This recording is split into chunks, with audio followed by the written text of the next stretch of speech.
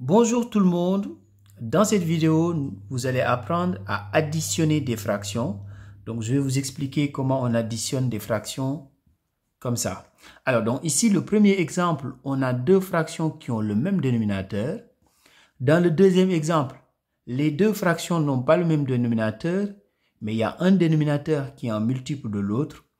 Et dans le troisième exemple, les deux dénominateurs ne sont pas les mêmes et aucun n'est un multiple de l'autre.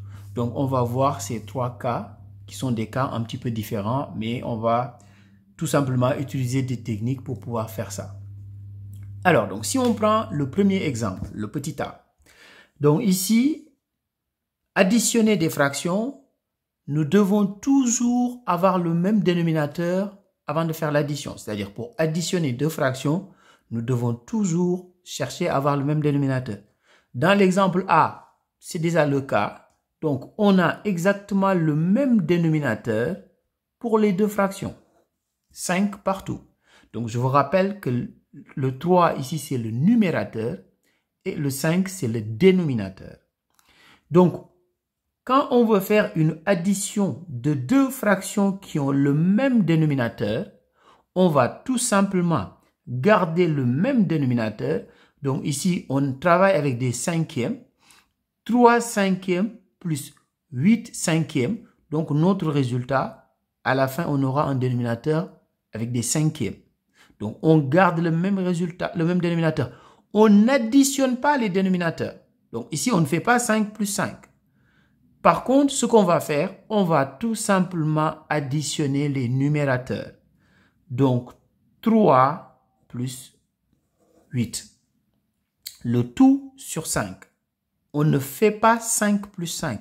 On garde le même dénominateur. Donc ici, 3 plus 8 est égal à 11. Donc le résultat, c'est 11 cinquièmes. Donc vous avez vu, pour additionner deux fractions, on doit avoir le même dénominateur. Dans l'exemple A, on avait exactement le même dénominateur. C'est pour ça qu'on a additionné les numérateurs tout simplement. Maintenant, si on passe à l'exemple B. Donc ici, quand on voit le B, on constate que les deux dénominateurs ne sont pas les mêmes. Ici, on a 4 comme dénominateur et là, on a 12 comme dénominateur. Mais 12 est un multiple de 4.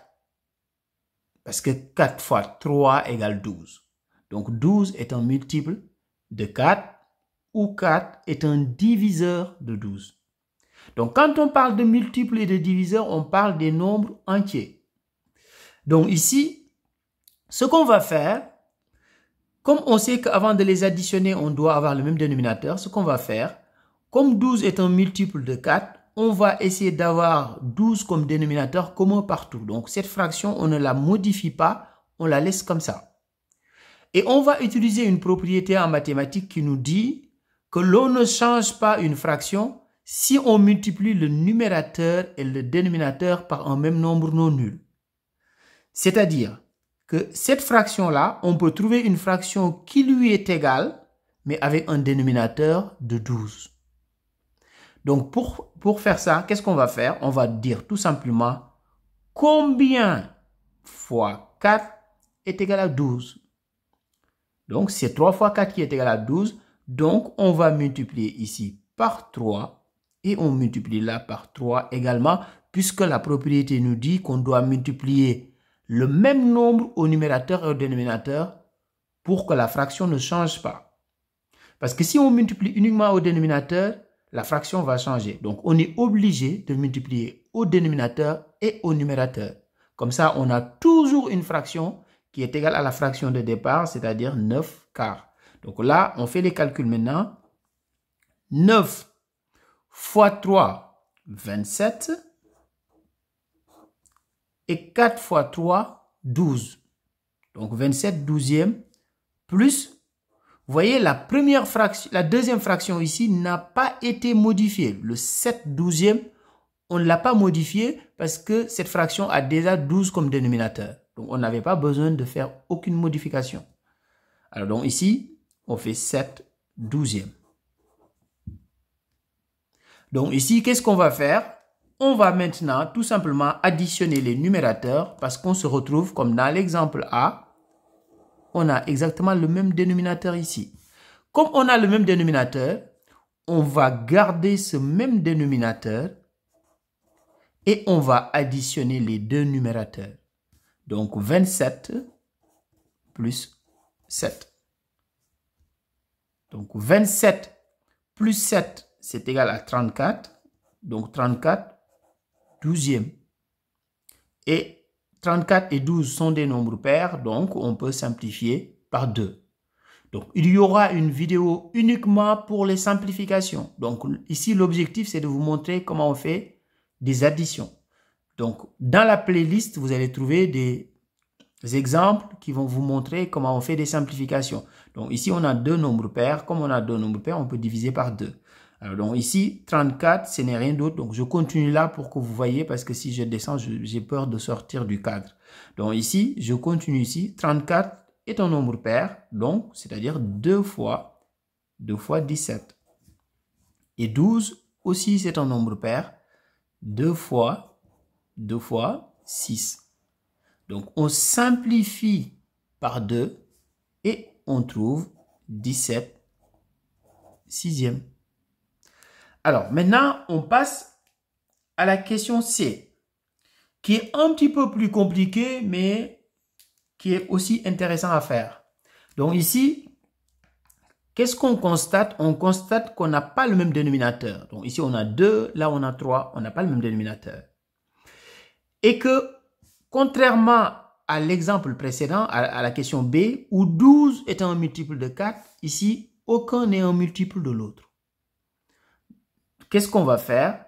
On va tout simplement utiliser la propriété que j'ai énoncée tout à l'heure, c'est-à-dire on ne change pas une fraction si on multiplie son numérateur et son dénominateur par le même nombre non nul. On va utiliser cette technique-là pour pouvoir résoudre notre problème.